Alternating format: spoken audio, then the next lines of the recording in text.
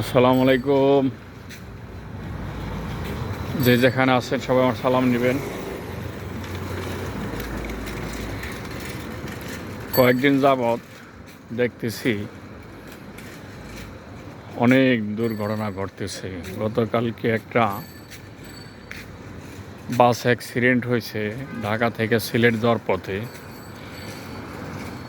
Flyover ব্রিজে থেকে আর কি পড়ে গেছে গাড়িটা, এমনভাবে বেপরোয়াভাবে চালাইতে আছে। চালানোর কারণে মানুষের জীবন বিপন্ন ঝুঁকির মধ্যে ফেলাইছে ড্রাইভারে। তারপরে অ্যাক্সিডেন্টে অনেক লোক হতাহত হয়েছে। তো আমরা যেখানে কোনো কিছুর নিরাপত্তা নাই, গ্যারান্টি নাই, সে জায়গাতে আমরা এত কিছু সব কিছু তো আপন মনে করি কেন? এই পৃথিবী ছেড়ে সবার যাওয়া লাগবো। কোনো ক্ষমতার গ্যারান্টি নাই, ধন সম্পদের গ্যারান্টি নাই, কোনো মানুষের গ্যারান্টি নাই।